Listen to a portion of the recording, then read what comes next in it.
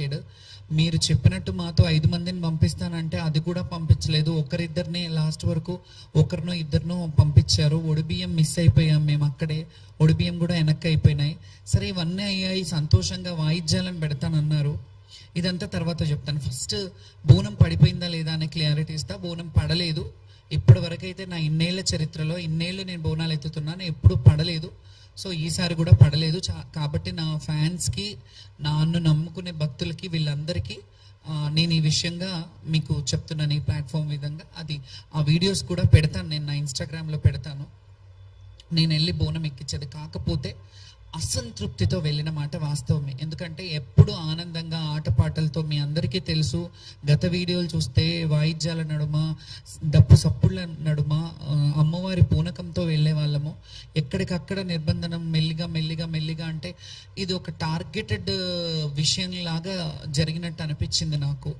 ఎందుకంటే ఇందులో జరిగిన తప్పిదం ఏంటంటే, మాకు యాక్చువల్లీ పోలీస్ డిపార్ట్మెంట్ నుంచి ముందుగా ఒకరోజు ముందు కాల్ చేశారు. వెళ్ళాం, మీటింగ్కి రమ్మనంటే వెళ్ళాం. వెళ్ళి వాళ్ళు చెప్పిన టైమింగే, మీరు లక్షలాది మంది వస్తారు, ఈ లక్షలాది మందికి ఇబ్బంది కావద్దంటే మీరు ఈ టైంలో రండమ్మా, మీకు ఏ ఇబ్బంది ఉండదు, మిమ్మల్ని సాఫీగా పంపిస్తాము. మోరోవర్ అందులో ఇంకో మాట చెప్పింది ఏంటంటే, హామీ ఇచ్చింది. ఇది కూడా వీడియోలు ఉన్నాయి, నేను పెడతాను ఇవి.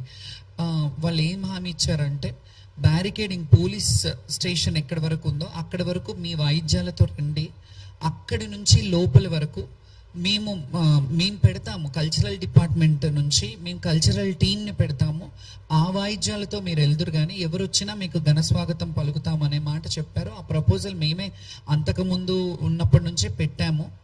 గతంలో మంచిగా జరిగింది, మంచిగా జరిగినప్పుడు మంచిదని చెప్పాము, బాగాలేనప్పుడు బాగాలేదని చెప్తాము.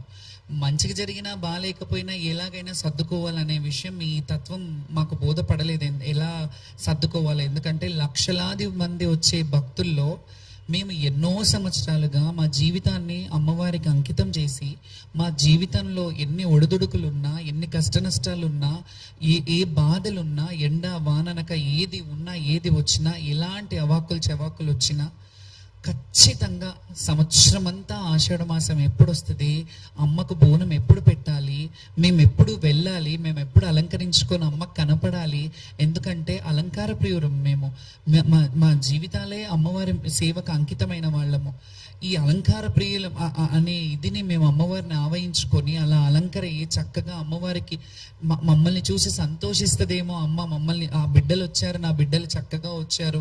ఎప్పుడైనా ఒక తల్లికి బిడ్డను చూసినప్పుడు వాళ్ళు చక్కగా ఉన్నారు, వాళ్ళు మంచిగా ఉన్నారంటేనే, వాళ్ళు హెల్త్గా వెల్త్గా అన్ని విధాలుగా బాగున్నారంటేనే అమ్మకు ఆనందం. అట్లాగే మేము అమ్మ బిడ్డలం కదా, మా తల్లిదండ్రులు అది ఉన్నా జీవితంలో వివక్షతకు గురైన జీవితాలు మావి. ఎవరికీ తెలియదు మా లొసుగులు ఏముంటాయి, మా మంచి చెడ్డలు ఏముంటాయి, మేము ఎలా అనుభవిస్తుంటాం, మా జీవన విధానం ఏంటి, మా జీవన శైలి ఏంటి ఎవరికి తెలియదు. మేము అలంకారం చేసుకొని వస్తాం, వాళ్ళకేంటి అన్నట్టు ఉంటారు. కానీ మేము కూడా ఎవరి ముందు అలా ప్రొజెక్ట్ చేయొద్దు అనుకుంటాం. ఎలా అంటే, మాకేదో సింపతి చూపించాలి, ఎవరో వచ్చి సింపతి చూపించాలని ఏ రోజు ఆలోచించాం. మేము స్ట్రాంగ్గా, మా హక్కు, మా రైట్ ఇది. బోనాల కల్చర్ని రిప్రజెంట్ చేయడం మా హక్కు. బోనాల పండుగని ముందుకు భావితరాలకు చూపించాలి.